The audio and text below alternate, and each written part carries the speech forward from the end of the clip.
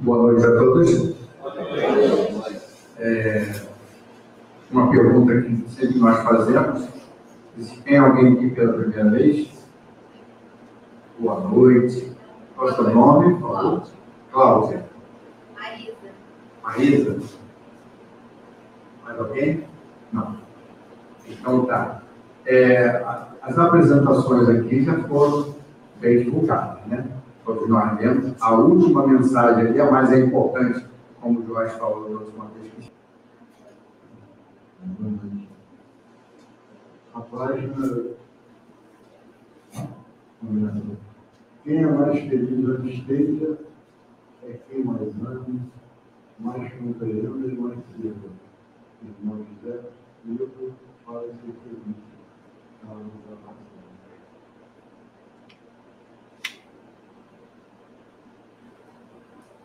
Vamos agora os olhos,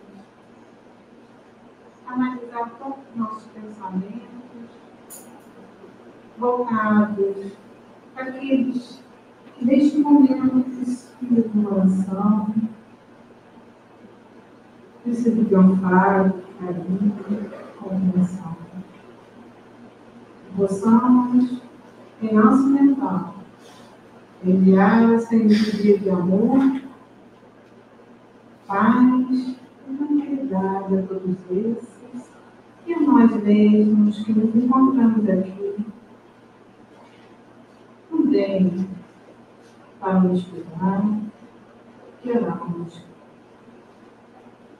Gratidão ao Senhor por mais esse momento de conhecimento e de aprendizado na nossa casinha. Que possamos estar com a mente voltada para esse aprendizado, colocarmos em nossos vidas e para que possamos direcionar também aqueles mais próximos de nós, no nosso dia a dia. Que assim seja, graças a Deus. Boa noite a todos.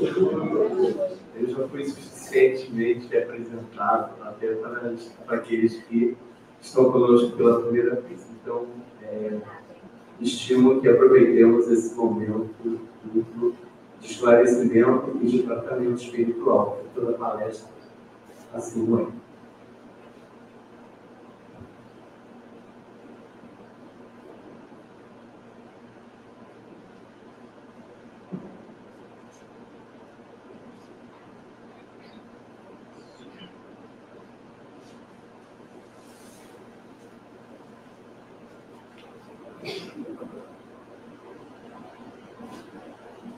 A felicidade ainda não é deste mundo, é o tema do nosso estudo de hoje.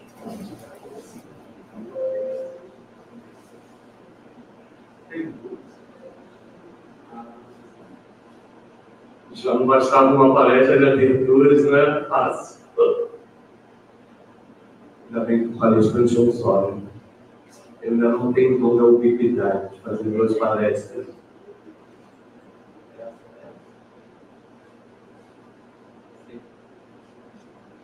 Então, esse tema trata do nosso objetivo da evolução espiritual. Todos nós queremos ser felizes. Ocorre que, às vezes, na maioria das vezes, eu diria, nós nos equivocamos com os caminhos que nos conduzem ainda, porque não compreendemos o seu real significado. Por isso, a felicidade ainda não é deste mundo. Vamos tratar primeiro sobre felicidade. O nascimento da filosofia e a felicidade, porque os dois andaram juntos desde Cristas Eras. Foi justamente com os filósofos da física e natureza que a felicidade ganhou um tom de reflexão mais racional do que mitológica. Por que mais racional? A filosofia buscava ser racional, deixando os mitos para as artes e para a religião. Diante disso, Demócrito de Abdera, na época de 460 a.C. a 370 a.C., vamos reinar. O nascimento de Cristo, de tão importante que foi, marco zero, a partir daqui conta-se progressivamente, e a partir daqui conta-se progressivamente. Aqui, antes de Cristo, aqui, depois de Cristo. Por isso, vem de 460 a 370. Quase 100 anos. Julgava que a felicidade, portanto, o Demócrito, era a medida do prazer e a proporção da vida. Naquela época, o início do hedonismo dizia que tudo que era voltado para o prazer traria felicidade, desde que houvesse um senso de moral ali no dia. Aí, justamente nós humanos, deveremos deixar os prazeres causados pelas ilusões e desejos, embora a crença fosse o contrário, para alcançarmos uma serenidade no espiritual. E aí, a filosofia, como eu disse, por estar muito pautada na razão, ela era um instrumento que poderia garantir aos estudiosos este caminho para a busca da felicidade. Sócrates, o que dizia sobre isso? Com a ideia de ir além de nós sermos apenas corpos, ou que eles chamavam na Grécia Antiga de soma, Demócrito pensava que assim era, uma vez no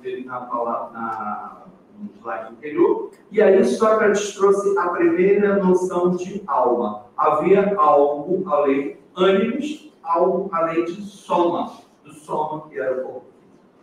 Portanto, ele, segundo sua crença, a felicidade estava relacionada ao bem desta ânima, desta alma, que só seria feliz se vivesse de forma justa e virtuosa. Então, a filosofia já nos trazia o embrião de uma moral e de uma ética, que foi, infelizmente, se perdendo no decorrer do tempo.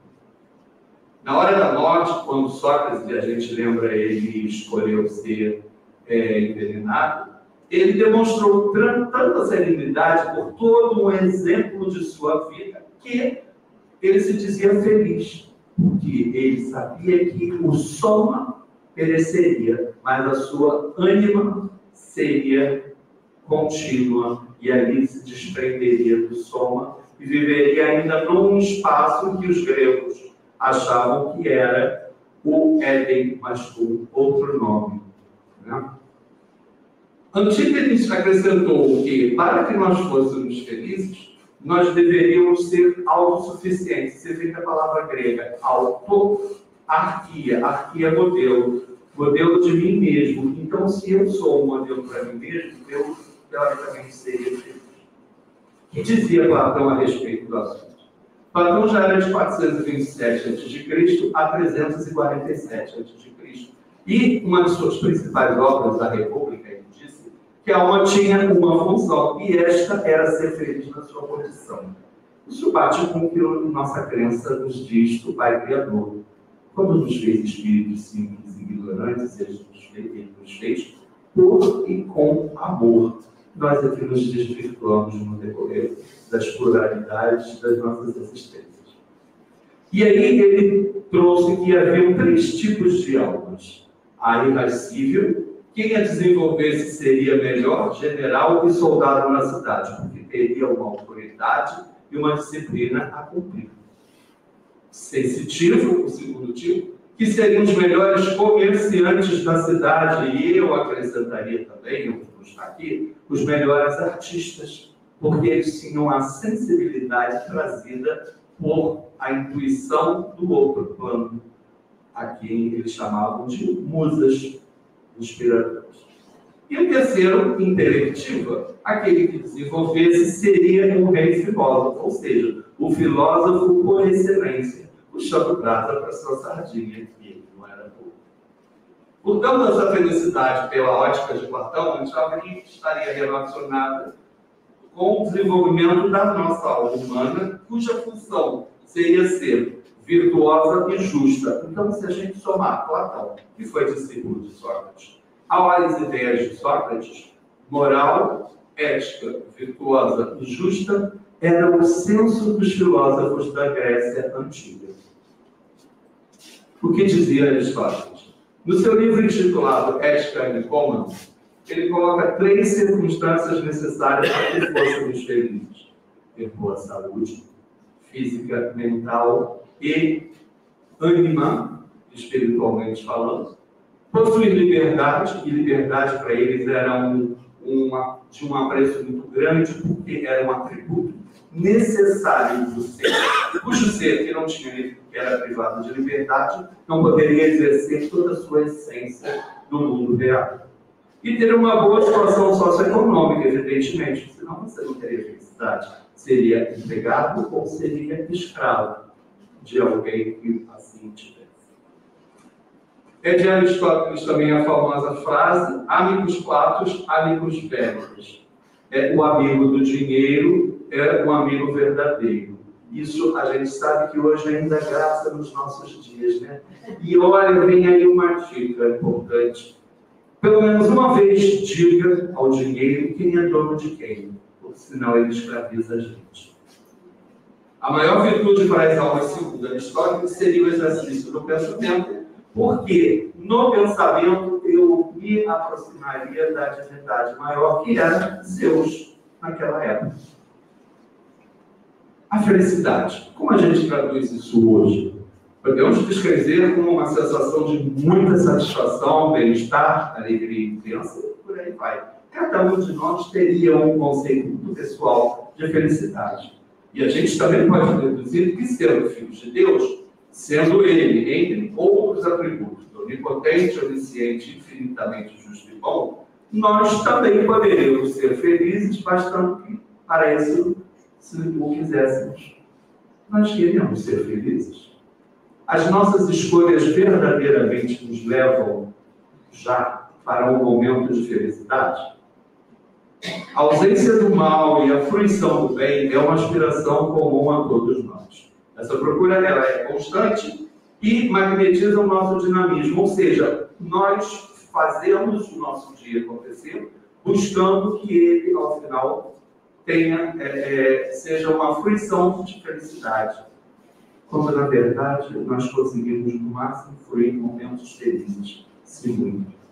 Se esse cessasse, simplesmente a gente deixaria de viver. Daí a grande parte dos suicídios ser de pessoas que não se sentem felizes, se sentem vazias, e é um vazio existencial que não há material ou espiritual que possa suportar. E que possa suportar. Então a pessoa acha que, partindo para o outro plano, usando o seu próprio arbítrio, embora não conheça esse termo, nem todos são espíritas, a maioria eu diria não é, cessando os problemas dessa existência, eles deixariam de existir, porque não existe muitas vezes a crença em outra existência, ou na existência do espírito. Como se esses momentos pudessem um dia acabar com a sua dor da alma. Quais são os caminhos que a gente ainda procura em busca dessa felicidade? São ainda tortuosos. Posses de riqueza, prazeres sexuais, diversões, glutonaria, fama, prestígio, poder. E eu coloquei reticências porque tem tantos outros. Né? Cada um de nós tem a sua coleção de caminhos em que são mais ou menos auspiciosos. Os auspiciosos a gente já consegue ter como conquista. Mas ainda conquistar nos trazem dores da alma e nos afastam da felicidade. Muitos aceitam imensos sacrifícios e correm riscos para chegar ao topo do que eles acham que seria os pícaros da glória para obterem a sua felicidade. Quem chega lá, na verdade, diz que lá a felicidade não se encontra. A conquista dos bens materiais lhes trazem uma série de vantagens e desvantagens. Uma delas é o dinheiro escravizar você. Apesar de trazer bem-estar, conforto, autovalorização, o orgulho, a vaidade e o egoísmo vêm escondidinhos ali, muitas vezes a gente não se apercebe. E quando é dito pelo outro, a gente não nos dá crédito, porque não queremos ver em nós o erro do outro. Daí essa conquista ser muito mais ampla, porque envolve uma realização espiritual, e não apenas material, e não somente material. E no futuro, nem material ela será. Aqui nós ainda vivemos na matéria, sendo espíritos. Por isso, ela não é deste mundo. No planeta Terra, o que Kardec indaga os espíritos quando estava escrevendo a doutrina? Pode um homem gozar de completa felicidade na Terra? E eles respondem: Não, por isso que aí a vida lhe foi dada como prova e expiação. E, na verdade, quando ele pergunta, nós já estávamos na fase que encontramos de prova e expiação, mas o mundo da Terra já tinha sido ainda pior quando primitivo. E ele continua: estão inseridos no mundo de expiações e provas da época da doutrina, onde ainda há tanto sofrimento, pergunta-se: será que podemos ser plenamente felizes? Essa questão que nos envolve na conversa de hoje.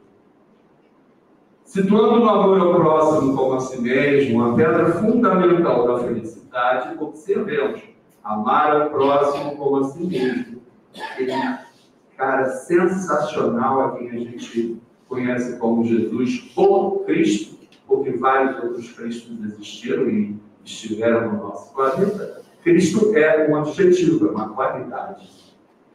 Ele condiciona a existência da gente ao supremo esforço de fazermos o bem dirigido a tudo e a todos, mas, sobretudo, a nós mesmos, porque para sabermos a medida do amor ao outro, temos que conhecer o amor por nós, temos que conhecer o amor.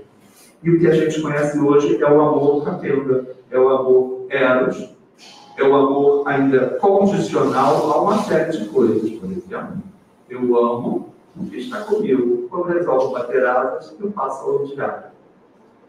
A felicidade é, portanto, o bem que alguém proporciona ao seu próximo, e ao fazermos ao outro, estaremos fazendo a nós mesmos. Daí, a alegria de fazer feliz é hoje para nós uma forma de satisfação. Então vejamos que a satisfação é algo possível, enquanto a felicidade plena ainda não o é.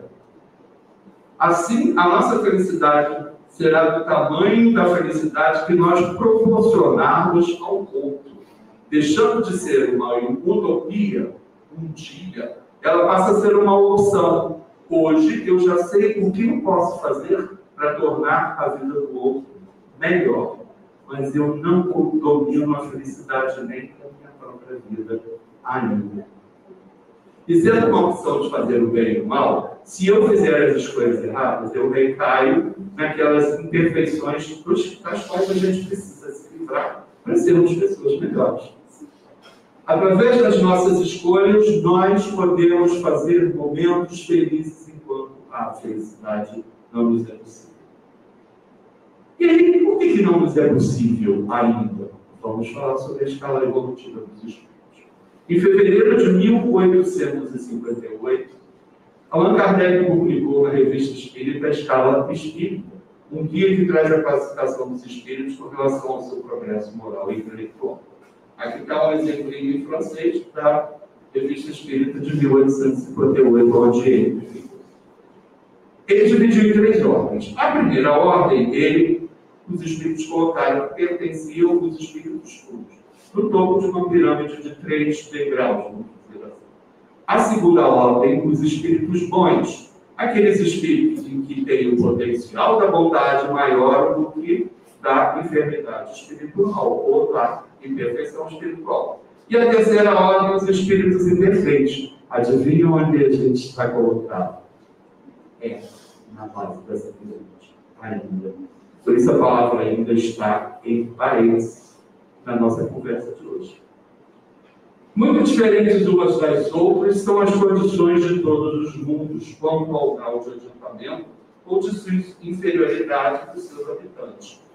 No Evangelho segundo o Espiritismo, capítulo 3, Allan Kardec nos assevera isso dito pelos Espíritos. E aí a gente já vai pensar, mas o que caracteriza os Espíritos e os mundos em que eles habitam? Frequência energética e valor moral. E aí a gente vai ver agora a escala dos mundos. Ciclos evolutivos do planeta, eu peguei como exemplo a nossa Terra, porque nós já vivemos no ciclo evolutivo dos primórdios. Dos primórdios, fomos habitantes de um planeta primitivo. Hoje, ainda estamos em expiações e provas, mas já entramos naquilo que chamamos de transição planetária, que nós vamos ver a seguir. Que não é ainda o terceiro estágio da regeneração. Então, nós não estamos ainda na metade da jornada de um espírito que não é eterno, mas é imortal a partir do momento que é criado. Eterno é somente o Criador, Deus. A partir do momento que ele nos criou o espírito simples e ignorante, o espírito passa a ser imortal. Por isso é que não existe morte do espírito, e sim apenas do corpo físico. E se a gente tirar o nome morte e colocar como transformação, vamos nos lembrar de Lavoisier, quando foi inspirado pelos espíritos, e disse: na natureza nunca nada se perde, nada se cria. Tudo se transforma. A morte é uma transformação. A partir daí, mundo feliz ou de todo, e, por final, celestes ou divinos. Vamos ver que classes habitam cada um desses mundos. Nos primitivos, a vida era puramente material. É parte do nosso passado para aqueles que vivemos aqui. Eu acho que eu vivi também, desde o seu início. Os instintos eram a base de todo o ser e vivia-se por comida e por sexo. A ausência da moral, porque não havia ainda esse sentimento. Ignorância, brutalidade e rudeza, espíritos imperfeitos. Provas e expiações do que a gente vive hoje. Olha o que dizem sobre nós. Vida material em predomínio e alguma coisa espiritual. Parabéns a nós que estamos hoje numa casa espírita, porque nós já temos um pouco mais do que o espiritual. Se fala de algo, porque já estamos muito mais próximos da transição, se completar, do que sairmos de um planeta primitivo para um planeta de provas e expiações. Fortes instintos ainda, e uma leve presença de sentimentos. Sim, se vocês se leve, pensem em todos os sentimentos bons dos juízes. Alguns de nós ainda têm a predominância dos juízes. Baixo senso moral, todos não. Nós não somos unívocos. Nós somos diferentes uns do outro em evolução, mesmo dentro de uma faixa evolutiva cuja frequência e cujo atributo moral está dentro desta faixa. Mas cada um de nós tem a sua caminhada. Inteligência e saber limitados, sim, porque os próprios espíritos disseram que eles não poderiam nos trazer mais do que trouxeram, porque não compreenderíamos ainda. Sensibilidade e beleza já despontadas, sim, nós já temos uma boa estética também, embora ainda haja controvérsia, sobretudo do dia de hoje. Isto caracterizava os espíritos imperfeitos na fase em que nós estamos ainda. A regeneração, que é a próxima. Equilíbrio entre as vidas material e espiritual. Não seremos santos ainda, mas daremos menos valor à materialidade do que damos hoje. Teremos também instintos e sentimentos equilibrados, mais do que hoje nós temos. Porque se o outro me faz um sagrado, às vezes eu tenho vontade de empurrar o outro, e tem gente que me mata. Então, pouco. Então, o nosso instinto bestial ainda está maior, em alguns casos, do que o sentimento de preservação da vida do outro, que não é nosso direito. Razoável senso moral. Então, inteligência e saber, de alguma forma, desenvolvidos. Sensibilidade e beleza presente. Nós estamos ali no limiar da média, estaremos no limiar. Que a regeneração é assim? Porque o potencial do bem em nós será maior do que o potencial do mal. Mas nós ainda seremos classificados como espíritos imperfeitos. E alguns de nós já poderão alçar a espiritualidade como espíritos bons. Isto ao final da regeneração. Que não se sabe quanto tempo durará, mas eu já vi que há quem diga, eu li, isso não é doutrina, que pode durar 5.000 anos. Se você pensar que a Terra tem muitos bilhões de anos e a gente só começou a menos do que isso, porque ela antes não era propícia para o humano viver, não é tanta coisa assim. Então temos ainda um bom tempo para sermos imperfeitos. Mas a estrada é longa, mas já numa fase de regeneração, porque é muito melhor. E depois, mundo feliz ou ditoso. A vida espiritual em predomínio e ainda tem muito pouca coisa de material. Fortes sentimentos levam presença dos instintos, porque o bem estará tão presente na vida que os instintos já serão os menores deles. Talvez como instinto a gente descubra a capacidade de falar com o outro pela telepatia ou simples expansão. Isso será tão instintivo quanto você abrir a boca e falar a língua em que se fala no seu país hoje. As línguas poderão ser ultrapassadas em seus limites. E pode gerar existir uma linguagem comum. Ou a gente tem um tradutor na própria mente, em que eu falo em português e o indiano vai entender o hindi, que é a linguagem dele. Fortes sentimentos e leve presença de instintos, portanto. Alto senso moral. Senão a gente não teria passado de sucesso pela regeneração. Inteligência e saber superiores. Quem sabe uma doutrina espírita 3.0? Porque eu acho que 2.0 a gente já vai conhecer mais de coisa. Eu acho. Achei comigo. Alto grau de sensibilidade de beleza. Aí nós teremos um espécie completamente diferente do que ainda temos hoje. Em que a beleza estética, ela fará parte do nosso dia a dia. E será tão comum olhar o outro e ver como belo, como se olhar no espelho e se ver como belo, como olhar toda a criação e se ver como beleza. São os espíritos bons. E por fim, celestes, que é a primeira ordem, vida puramente espiritual, não existe mais reencarnação, sentimentos puros e amor muito especial. O amor chamado ágape, que é o amor incondicional que o Cristo teve por nós e os espíritos puros têm, pelos seus protegidos, pelos seus orientados e pelo Pai Criador e vice-versa. Moral perfeita, não haverá qualquer resquício de imperfeição. Inteligência e saber completos, lembra? Jesus dizia, eu e o Pai somos um. O que o Criador é, os espíritos puros o conhecem. E também evoluem. Sensibilidade e belezas sublimes. Ainda a gente pensa assim, o coro dos anjos deve ser nessa fase.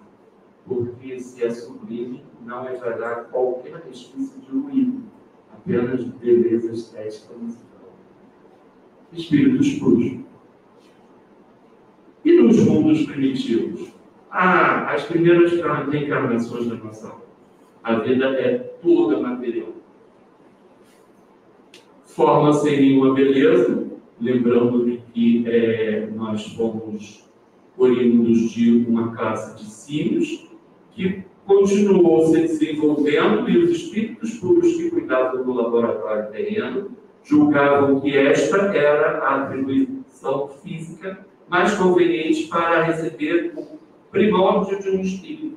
E aí, a partir daí, os humanos, Homo sapiens sapiens, começaram a se desenvolver.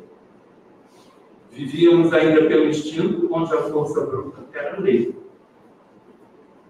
E aí, agora a gente vai trazer quais eram as raças daquela época que eram os donos do mundo, os moradores, os prólogos do mundo. Os africanos. A mãe África, nós todos devemos um prêmio de gratidão, porque eles foram os primeiros donos da Terra. Todos nós somos oriundos de miscigenações a partir também daqui. Então, por isso, não faz nenhum sentido a gente ter preconceito racial. Base de formação de todas as etnias da Terra. De virtudes, eles eram mansos, trabalhadores, cultuadores das forças da natureza. Infelizmente, acomodaram-se às suas próprias raízes e até hoje já têm uma dificuldade muito grande de evoluírem materialmente falando e espiritualmente falando. Socialmente falando, tem sentido. E asiáticos, que foi a segunda classe que habitava o nosso planeta.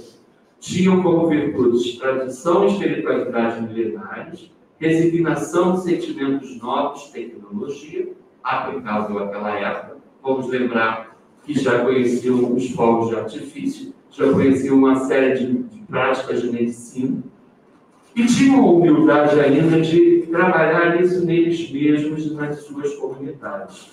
O que transformou-se num defeito. Por quê? se insularam em si mesmos, não queriam, não quiseram que outros povos detivessem o conhecimento espiritual que eles já tinham, se acomodando às próprias raízes. E aí criaram o egoísmo entre muralhas, para que não só se defendessem do ataque dos outros, mas que não se misturassem com a sociedade, com os costumes dos povos, dos demais povos. O que foi uma lástima para os asiáticos. Então, há esses dois povos que a gente diz que são as raças originárias da Terra, raças adâmicas, segundo Emmanuel nos diz na obra A Caminho da Luz, que eu recomendo. Depois de ler A Caminho da Luz, leiam Os Exilados de Capela, de Edgar Armand. São duas obras interessantíssimas. Ele ainda tem uma trilogia, ele tem outros livros, mas esses dois têm links muito interessantes. Vamos falar sobre os Exilados de Capela.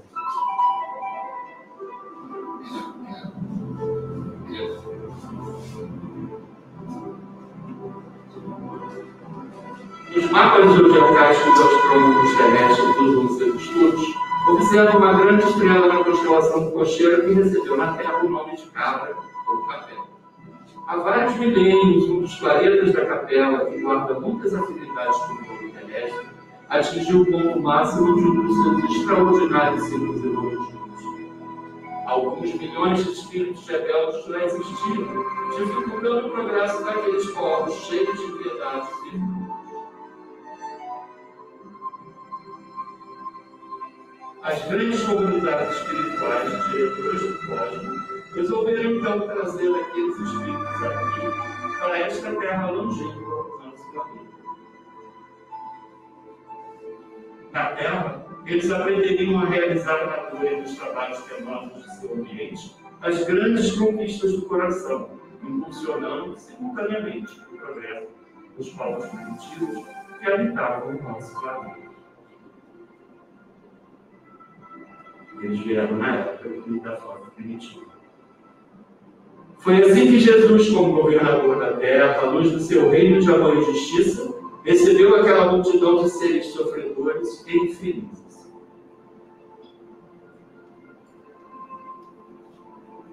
Jesus mostrou-lhe os campos imensos de luta que se desdobravam na terra, envolvendo-os no halo bendito de sua misericórdia e de sua caridade sem limites. Abençoou-lhes as lágrimas salutares, fazendo-lhes sentir os sagrados triunfos do futuro e prometendo-lhes a sua colaboração cotidiana e a sua vida no porvir. Esses espíritos vindos no mundo em que o progresso já estava bem acentuado, guardavam no coração a sensação do paraíso perdido. Já era a transição deles.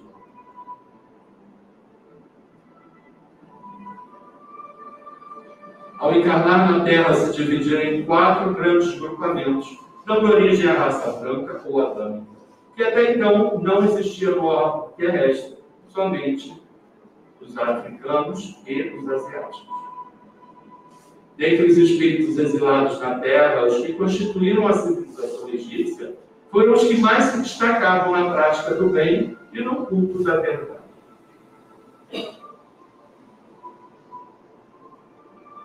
Importa considerar que eram eles os que possuíam menos débitos perante as leis divinas. E, por conta disso, foram os primeiros a voltar para a capela em outra fase da devoção. Em razão de seus elevados patrimônios morais, guardavam no íntimo uma lembrança mais viva das experiências de sua pátria distante. Uma saudade torturante de seu mundo distante, onde deixaram seus mais caros afetos, foi a base de todas as suas organizações religiosas.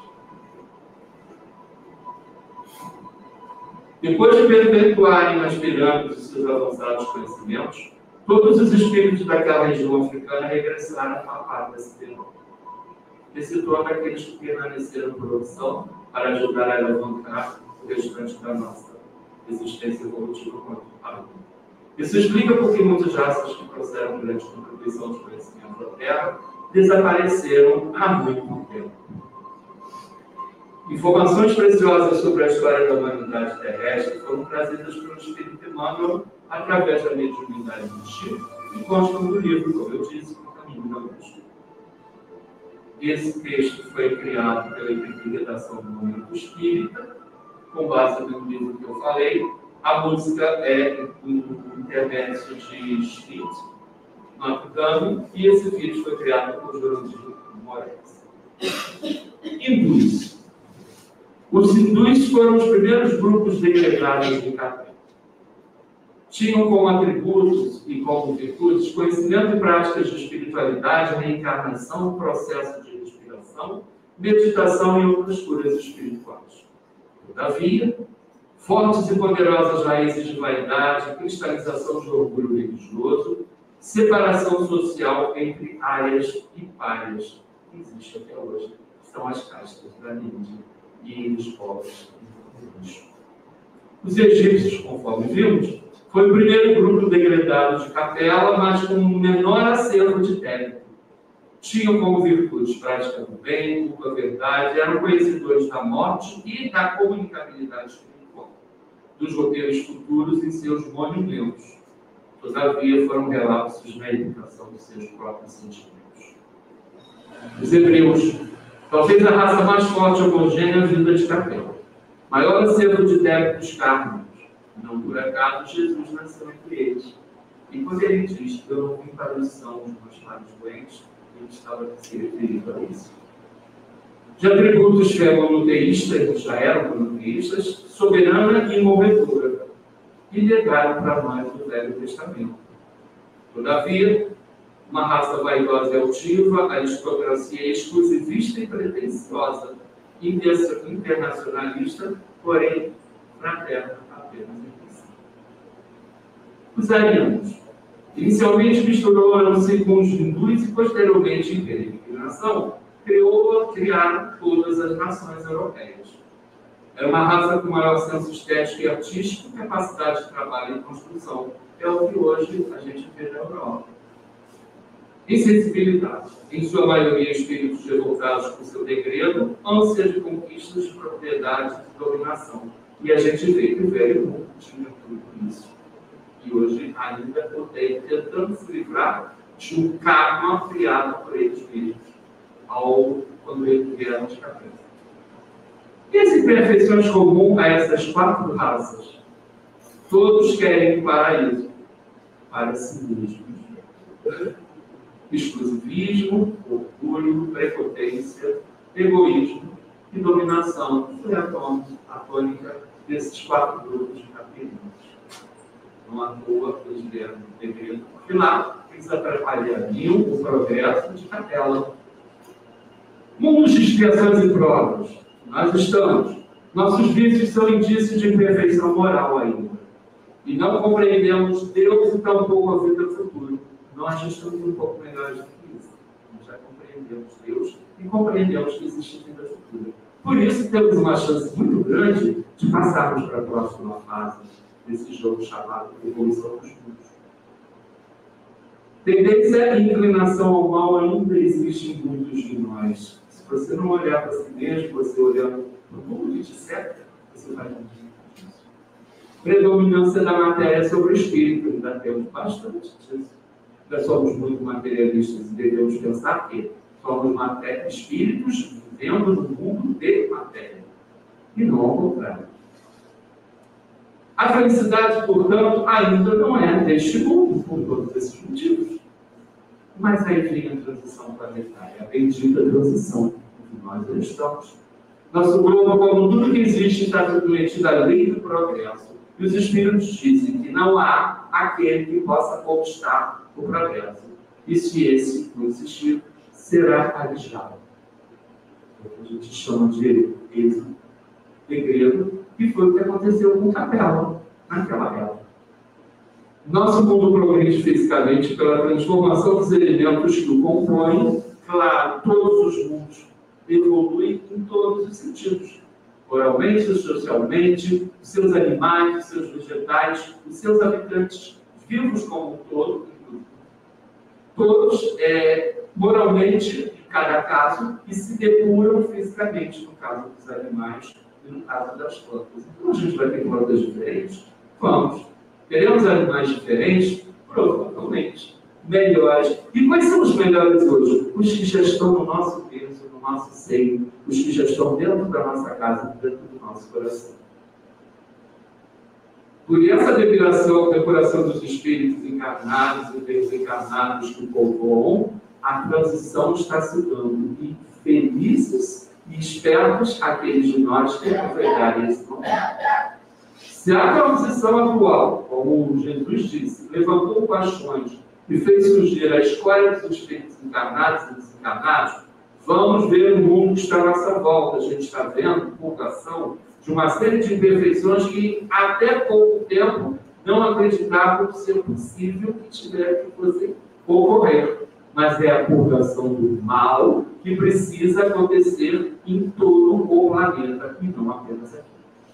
Ela também desperta esse desejo ardente na proporção de que espíritos superiores nos mundos de turbilhões solares virem para nos auxiliar a alavancar o nosso progresso. Porque nós estamos, entre aspas, largados ao nosso livre-arbítrio. E convenhamos, está muito ruim. Escolhas muito ruins, como a gente já viu. Né? E aí serviremos aos desígnios de Deus neste grande acontecimento que é a transição para o mundo de regeneração. Aí, essa época atual, nós temos ainda a confusão de dois grupos. Os grupos que ainda não, que já estão preparados e melhorados para seguir na transição, para a regeneração, e aqueles que não estão. Qual grupo a gente quer fazer parte? Eu quero fazer parte do primeiro. Por isso eu estou me esforçando para isso. É inteligente, se queremos um mundo melhor, uma terra melhor, que a gente busque de todas as maneiras nos melhorarmos enquanto é tempo. Porque provavelmente é nesta encarnação que, se muito, os mais jovens na próxima, nós teremos a chance de continuar aqui e nos melhorarmos. Aqueles que talvez, eu acredito que eu, por exemplo, só tenha essa encarnação, se eu não passar com uma nota 7, eu serei exilado. Assim, nesse ponto intermediário entre o joio e o trigo estão convivendo, a gente vai assistir a partida do joio e a manutenção e a permanência do trigo aqui, que a gente já encontra em algumas situações ainda não de notórios, mas de pessoas simples, que já estão demonstrando o seu exemplo do bem que estão realizando. Essas duas gerações que vão se suceder têm, portanto, objetivos opostos. Uma ainda está resistente ao mal e outra já está proeminente ao bem. Por essas disposições morais, mas sobretudo pela nossa intuição inata, a gente consegue distinguir em qual delas cada um de nós pertence. E aí Sócrates nos ajuda até nisso, como eu tinha timidez. Nessa transição, então, é o momento de separar o joio do trigo, o lobo das ovelhas, ou seja, os não mansos dos mansos, os de esquerda e de direita do Cristo. Não é política isso, mas que Jesus diz, passa à direita, passa à esquerda, é esse sentido. E a gente tem que lembrar, a semeadura é livre, eu faço o bem que eu achar que devo, mas a consequência dele será o resgate meu. E eu não sei se terei tempo de resgatar ainda no processo de terra e transição. A partir daí, a transformação de um mundo primitivo, um mundo de expiações e provas em um mundo de regeneração, logo que um desses mundos alcança o período de transformação para ascender essa hierarquia, operam-se mutações na população encarnada e desencarnada. É quando se dão as grandes emigrações. Não por acaso, os umbrais estão sendo esvaziados, porque eles não resistirão à frequência física e espiritual de um mundo em regeneração. Os mundos regeneradores, como o nosso futuro, o homem ainda estará sujeito às leis que regem a matéria, e ainda teremos provas de suportar. Lembre-se, a potencialidade do bem é maior que a do mal, mas ainda existe mal e mal. Existirá. Nós estaremos, porém, livres de paixões desordenadas. O amor, por exemplo, será um amor filia, com PH dos gregos. O amor que tem mais um aspecto filial, de fraternal, do que eros, que é o que a gente vive hoje condicional.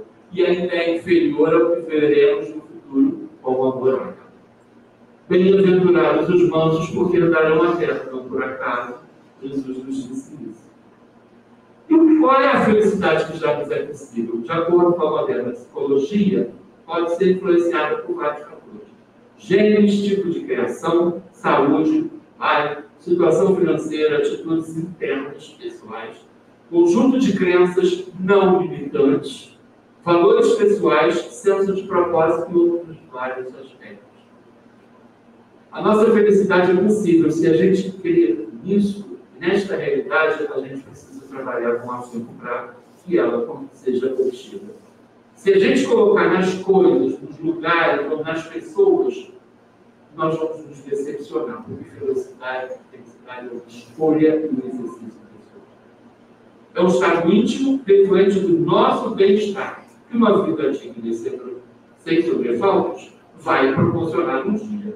Mesmo que nos falte dinheiro, posição social de relevo e saúde, hoje nós podemos viver felizes com resignação e confiança em Deus e aproveitamos momentos felizes que já estão ao nosso alcance. Joana nos traz, em modo integral, que a felicidade é um estado de bem-estar que se irradia, alcançando outros indivíduos, ao invés de recolher-se em detrimento do próximo. Não fomos feitos para vivermos sozinhos, aprendemos muito com o outro e também ensinamos ao outro.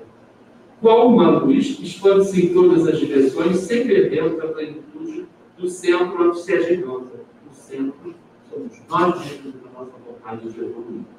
As ocorrências de dor são ainda experiências para a saúde e nossa paz.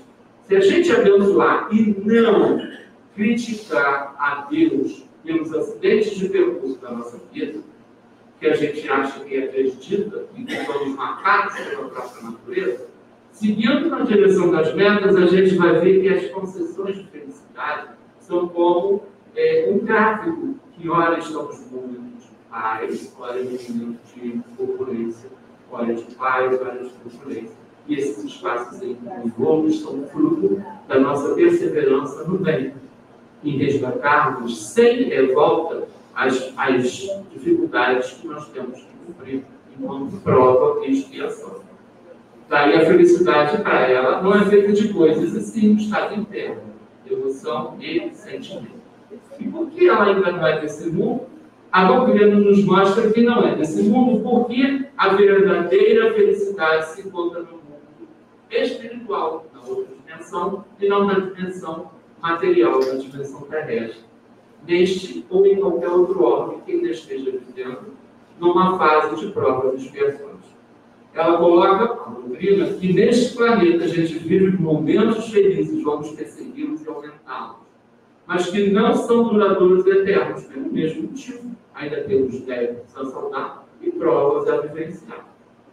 Se a gente se prender à perfeição, isto acontecerá para nos alavancar em rumo ao espírito puro. Então precisamos ter essa noção de que algum sacrifício há que ser feito para que saiamos do nosso lugar de conforto.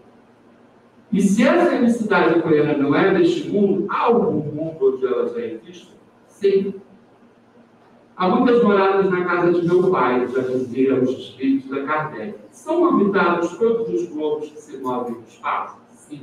E o homem terreno está longe de ser, como se põe, o primeiro inteligência e vontade de perfeição.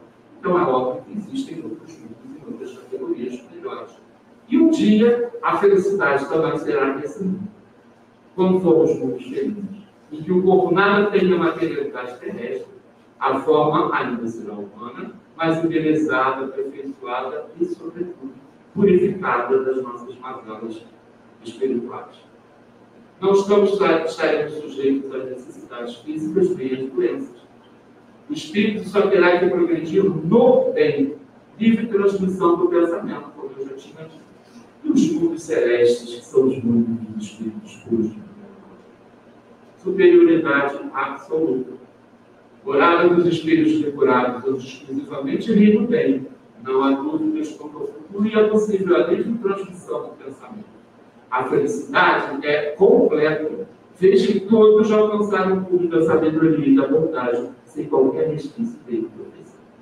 Tudo é harmonia, amor e caridade. No Evangelho segundo o Espiritismo e no Livro dos Espíritos. Eles nos dizem isso. Teremos, assim, no espaço comensurado, uma série de qualidades de mundos de vários propósitos. Mundos verdes, que são os mundos ainda em fase de primitivismo. Mundos experiências, que também são mundos em que se vê qual é o tipo de humanidade, vamos dizer assim, que é o nome que a gente conhece, que será apropriado para essas características físicas desse mundo. Mundos universidades e mundos templos, aqueles que são de estudo, escolas de moral, de ética, e aqueles que já são templos, em que você só louva a Deus porque não existe mais a necessidade da materialidade. Você e o Pai são um. Mundos oficina e mundos reformatórios. As oficinas são as oportunidades de trabalho, os reformatórios são as chances de a gente depurar as nossas parcelas. Os mundos hospitais, infelizmente, os mundos prisões, para onde, em tese, irão os degradados da vida e não se assemelharem à frequência da regeneração do planeta Terra. Por isso, a felicidade não é uma meta, é um processo. E ela já deveria ter começado. Se não começou, o tempo urge e ruge para nós, atrás de nós, nos fazendo correr para sermos melhores. E eu agradeço a atenção de vocês e espero que tenha chamado a vocês a possibilidade que existe de um mundo melhor, de uma felicidade plena e garantida. Enquanto hoje a gente se contenta com os nossos momentos felizes, a gente há de ter uma felicidade plena. Gente, se isso é bom ou se não é, eu ainda não sei. Mas só em não ter doenças, a gente não sofrer de câncer, de displasias, não sofrer de autismo, não ter problemas mentais, não ter assassinatos, não ter guerras, outros conflitos de natureza tão simples quanto uma briga de trânsito, ou tão sérias quanto os dois povos que estão de capela ainda, quanto Israel e Palestina, vale a pena experimentar isso melhor. Obrigado e uma boa noite a todos.